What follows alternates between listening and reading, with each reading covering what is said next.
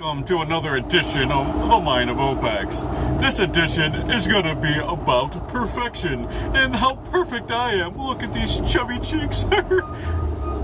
Okay, come on, guy. So I just turned off the other video, like literally pressed the stop button, and I pressed record again. And as you can see right now, I made a complete stop because these assholes aren't moving. Alright, let's start on a better note. I think that we are perfect in many ways. Like, things are just too perfect to just say it's coincidence or evolution. Now, there's a lot of evidence towards evolution, and I'm not here to say that that evolution does not exist. However, there's an aspect here that people are undermining, that there's somewhere in between the creationist and the evolutionist ideology, which is more or less more factual than theory. And that is this. So, I look at myself as very perfect. I have a hand to grip. So, back in the hunter-gatherer days, they were able to create things, make tools, create a spear to be able to throw at the fucking saber-toothed tiger, right? Which is, in my opinion, all bullshit. But anyways, we have a lot of aspects to us that is perfect for our being. If something was off, let's say if we were just a four-legged creature instead of a two-legged creature and two-armed creature, how different things would be in a not-so-positive way.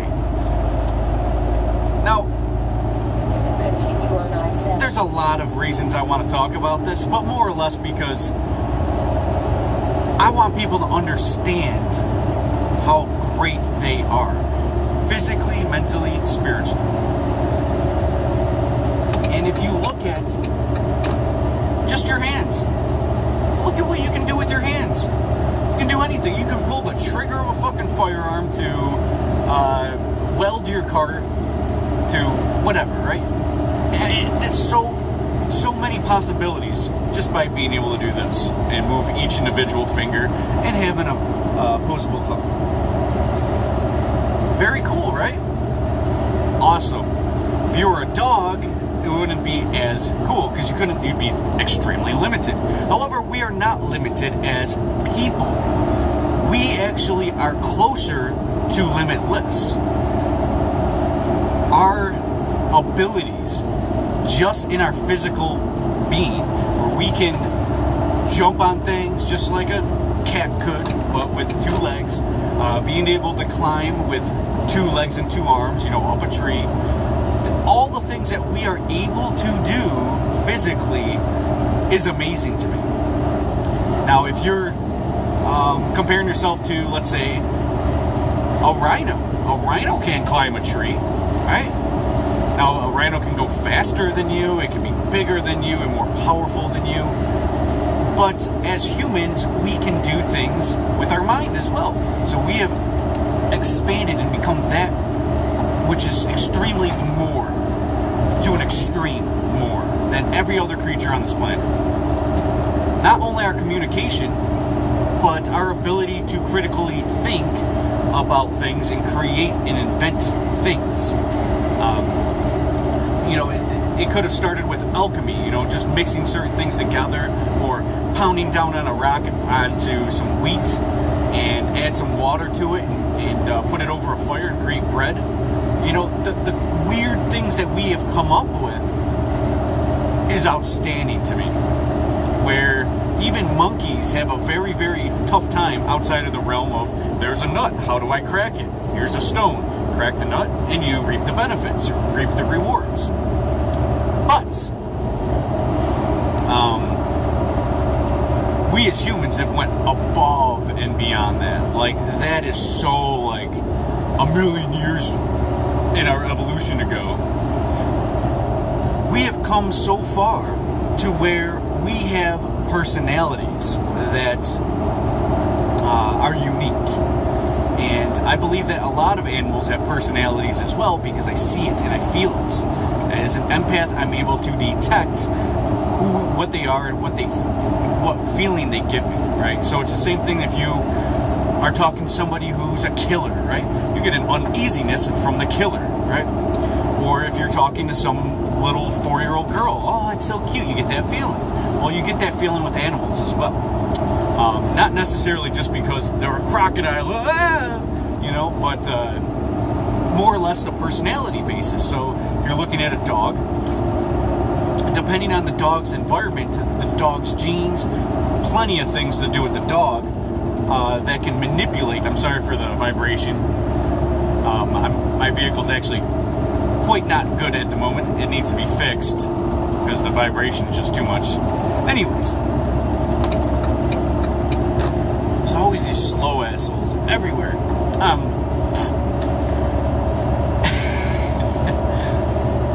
I was going to say a joke, and I might as well. So, they say that the world is made up of electrons, protons, and neutrons. Seems like they forgot about morons. Alright, anyways, we're going back to perfection rather than moronic individuals. So, if we're looking at our evolutionary process, we have become above and we've evolved to a state where our physical abilities, our mental capabilities, and our spiritual capabilities went above and beyond all of that which was before us in evolution. Now, is there a one reason why we became who we are? Like, as we already know, like chameleons, they were able to adapt to their environment and look like their environment. Now, that seems like an evolutionary process. Let's say snakes being able to poison, to kill their prey and then being able to devour them. There's a lot of evolutionary perks to animals, but none has even come close to us humans. And as humans, we are not the most powerful entity on the planet in terms of strength. And in the animal world, it's strength and speed. We're not the fastest either. But we have other aspects of being able to accomplish things. And it all is in here. Now, we have a very, very big brain. We have evolved with our brain. We have evolved in small packs, and we have been able to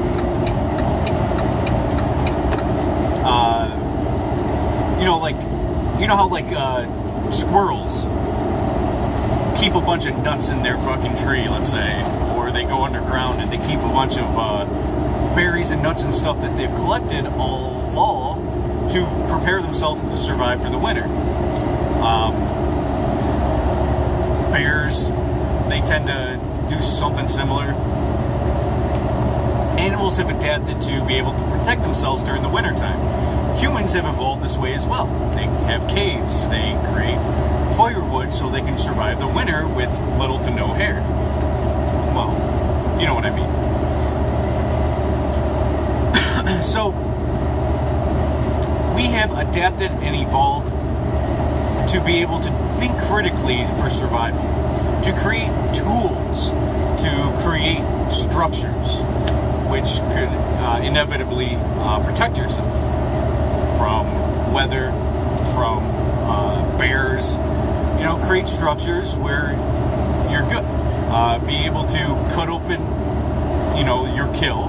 Let's say it's a deer kill, and tear off the meat and be able to cook it, which is not something any other animal does. We have been able to use the whole animal. The bones being for tools, the skin and hair and fur for hide, for clothing. And we've been able to utilize a lot more of that animal than just for food. So we've evolved in a sense that went above and beyond anything else on this planet. Now, we can all argue that there are other species that communicate all the time. Most mammals communicate. Most, even sea mammals communicate. So what is the difference in our communication? Well, we can articulate something much more profound than that of which a dolphin can. A dolphin can communicate, go left, go right, or some shit like that, right? Like, communicate in some terms where,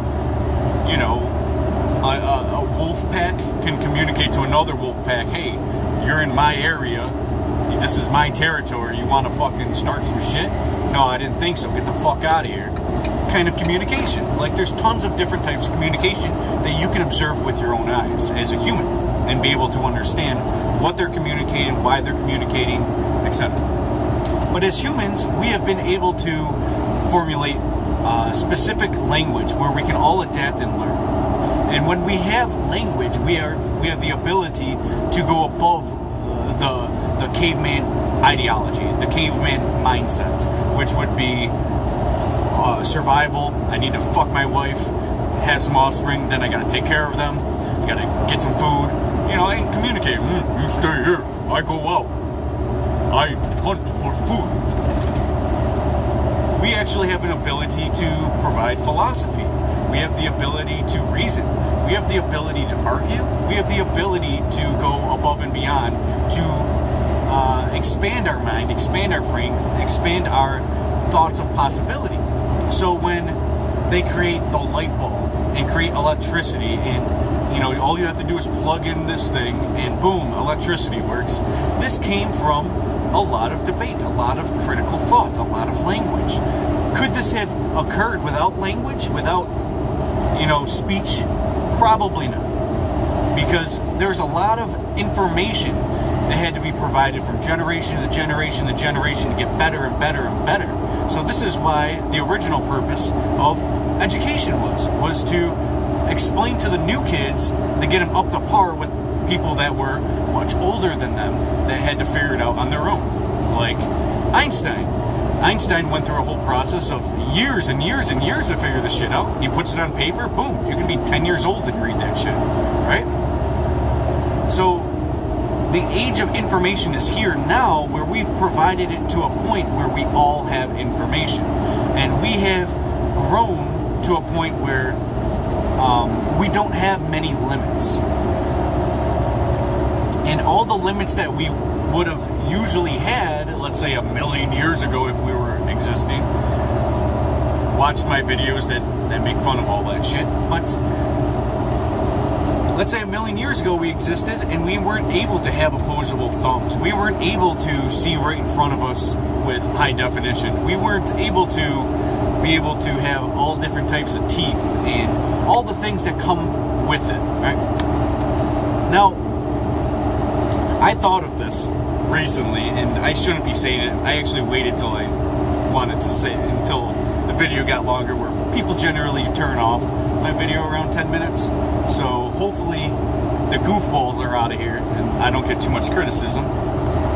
I thought about balls, testicles, and I'm thinking about like the evolutionary process of how our skin necessarily keeps our balls there, right? Because if you're running and you're hopping up and down and your balls are going doot doot doot doot doot doot, it would pop right off its fucking string, right? Eventually, if you hopped up and down hard enough, right? Seriously, I mean, that's gross as fuck, but I thought about this, like, what the fuck's keeping it up? Now, most men know that your balls squinch up, right? And when your balls squinch up, it holds your balls in place. Now, there's a lot of times, especially getting older, all us men know that we droop a little bit as you get older. So, a 50-year-old man has some droopy-ass motherfucking balls. And when you're fucking 12 years old and your balls just drop, they're not as droopy. So, what keeps it together? And why is it when you're freezing cold that your love parts go in? It's funny because this is subconsciously, this is unconsciously going on. Without you being aware of it, it's happening, right? So it's freezing out, it's got to preserve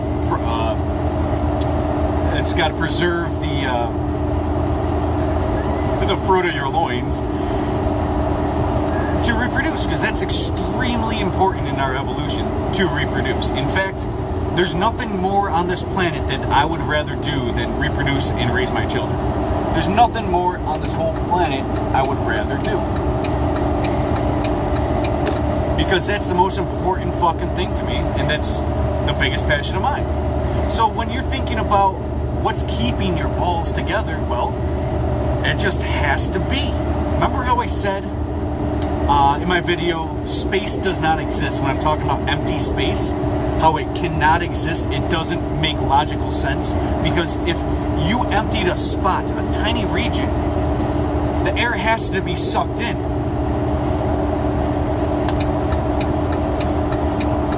The air has to be sucked in to accommodate. It just has to happen.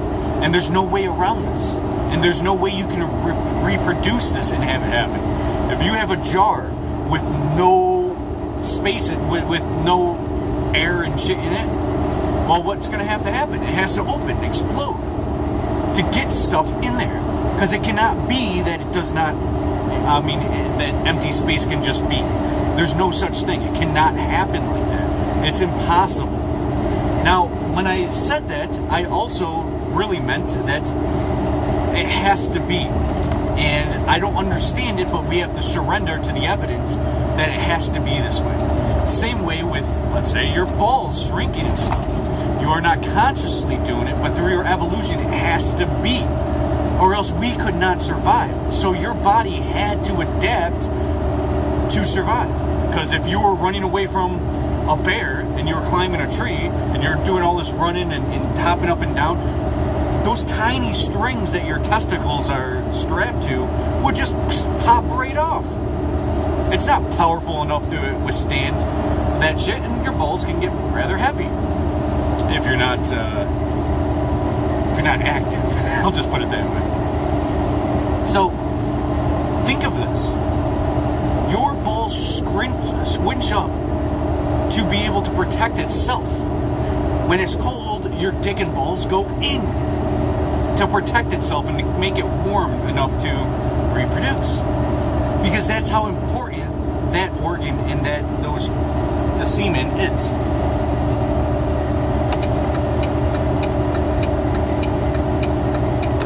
That's how important it is. So when you're looking at that as just an example, because your whole body's made up of tons of these things that just happen, your body just devours, digests. It digests and extrapolates the fucking waste, and you excrete it out. It's just like your body doing things just to survive, and you don't really have to do much. When you're born into this world, you just breathe. You don't have to be taught how to breathe. You're breathing, baby. This is how great we are. Now, of course, other animals do it and such, but if you want to put it in perspective, we were created perfect. There really isn't many flaws to us. It's pretty wild. And when you're looking at the ribcage of us to the ribcage of like all the other creatures, to all of them protecting the heart, like, this is wild. Like how perfect we were made. That if you were made slightly different, where your heart was able to be penetrated without the chest plate, well, what would happen? We would die way too easily. If our skulls weren't fucking hard as rocks, I mean, how many people have landed on their skulls on concrete and survived? You know, how many times has it happened? Plenty of times. Our fucking shit's hard as a rock. You can take a lot of force, and your brain is in a bunch of jello shit to make sure that it's not just whacking against your fucking brain all day, or your skull all day. Like, every possible thing that could be possible to make us better has happened. Every possibility. Now, when we come up with our spiritual realm, which I still wanted to talk about, in the spiritual realm, we have a lot of energy in the spiritual realm. We have the ability to make each other feel specific ways. Now, in the animal kingdom, if a dog goes up to a kitten, well, the dog wants to tear the kitten to shreds and devour it.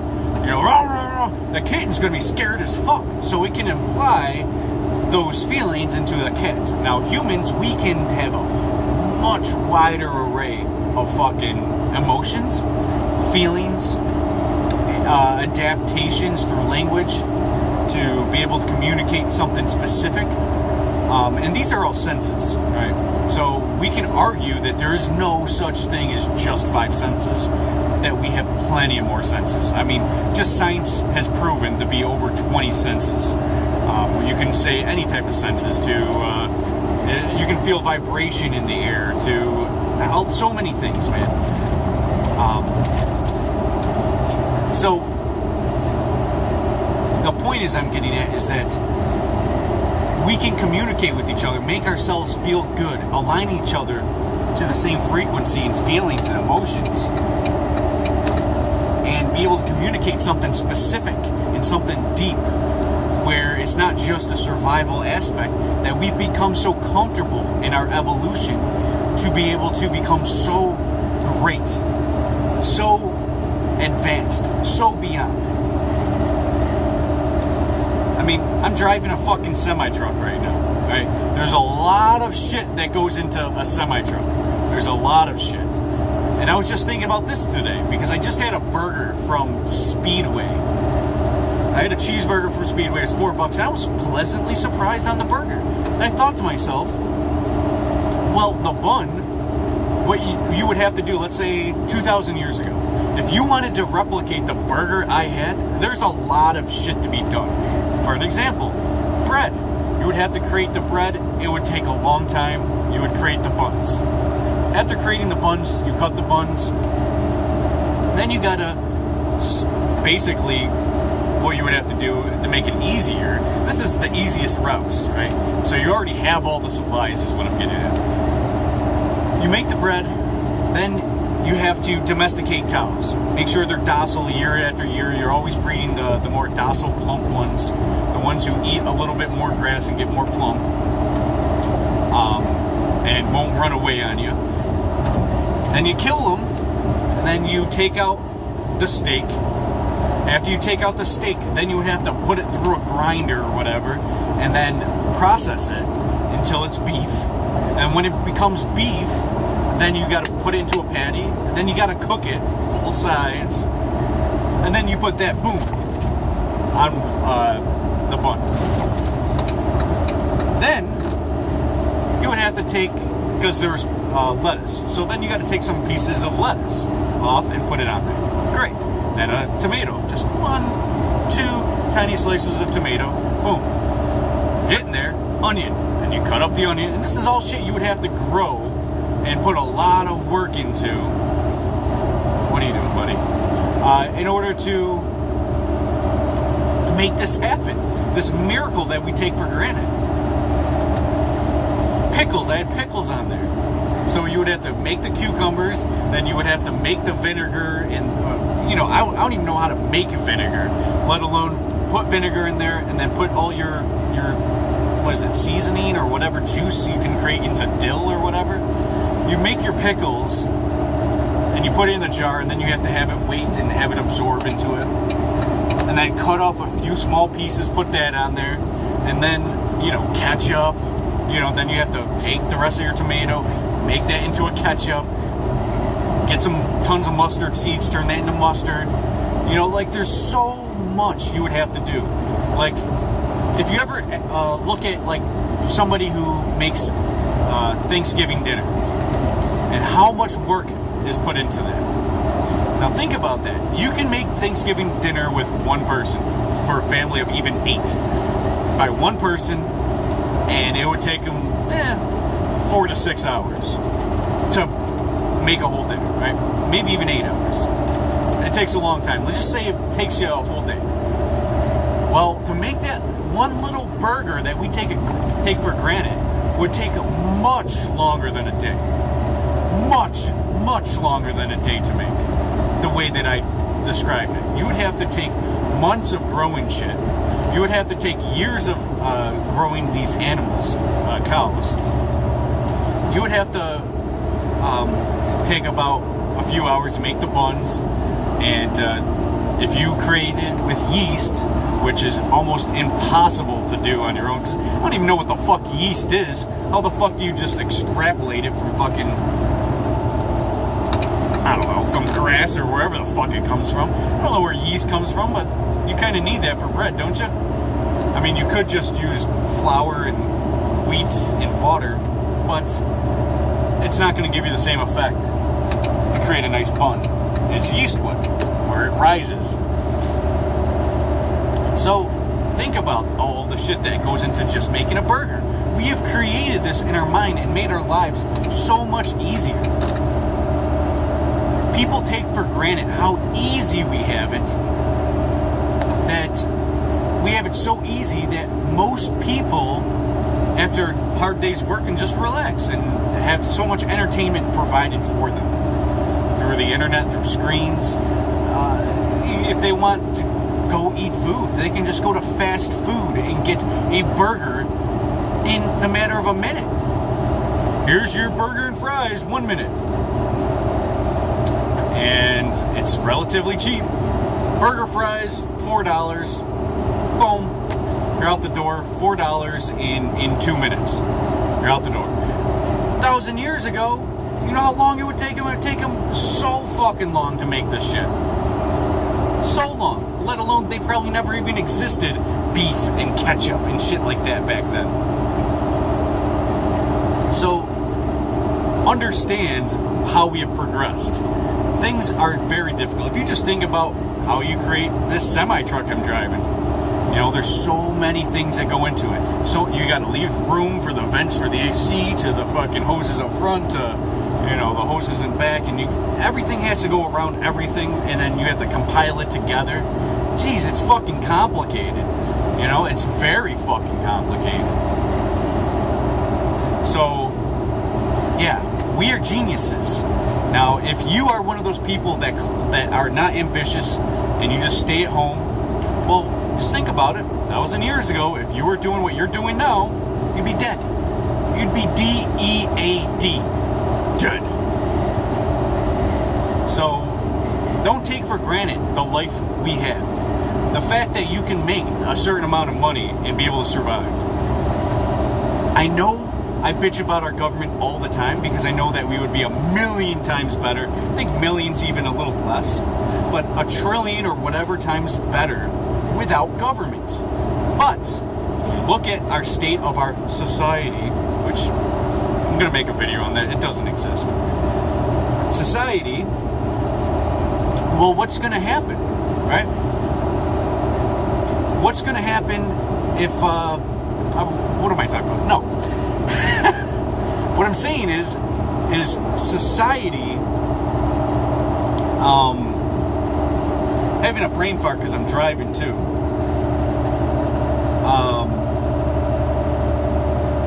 Society takes care of people a lot now. And we have a very, very nice society where it's pretty easy to make enough money to survive every day. Now, if we didn't have to worry about resources and such like that, imagine how much more difficult your life would be. Just 1,000 years ago, life was tougher. In order to make money, you would have to be in agriculture or even in the mines. Either digging up salt or whatever in the mines, right? Taking out metal, extracting things, I don't know. And it's very hard work and dangerous work, and it's very, very labor-filled. But today, what am I doing? I'm sitting down. A lot of people are sitting down on their jobs. They could be in a cubicle. I'm technically in like a cubicle, right? I'm in a little squared or rectangle box all day fucking long. You know, this isn't labor crazy filled. Now, do I, just like a lot of people in cubicles, deal with a lot of stress? Sure. But it's not as labor filled as survival used to be. You are not in a constant state of survival, which you would have been thousands of years ago, right? That's enough for this video. I didn't realize I was going on 30 minutes. I think I bullshitted 15 minutes just talking about stupid shit. But I just wanted you to understand how much we have advanced, how advanced we are.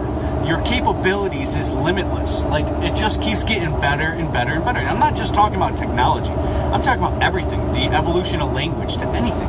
I mean, Webster's dictionary wasn't even a quarter of the size 500 years ago, or whenever Webster's dictionary first came out, right? it wasn't nearly the size of it is now. And now our language has gotten so advanced and robust that we have limitless types of conversations, and we just choose to stay in a limited type of conversation, a limited vocabulary. 44 on the right to 5675 south. Trying to pass my exit, if you didn't notice. Yeah, so you are fucking special. You are fucking, in my opinion, divine. You are fucking just out of this world awesome. And your capabilities, again, are endless. Endless. You have no limit. You have no limit. Your children are going to be better than you. I mean, if we continue this evolution rather than devolution. I do believe that we are in a form of devolution. The smarter our phone gets, the dumber we get, right?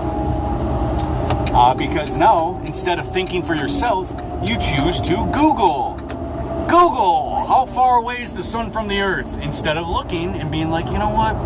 And coming up with ideas on your own or whatever. Now you're Googling things because they are considered smart and you're considered dumb. Because you're the one asking questions. Rather, the philosopher is the one who asks many, many, many questions and doesn't know everything. So who's actually smarter? Google or you? You. You're a lot smarter than Google. Alright, that's enough for this video. See you guys next time. Plenty of content coming your way. See ya!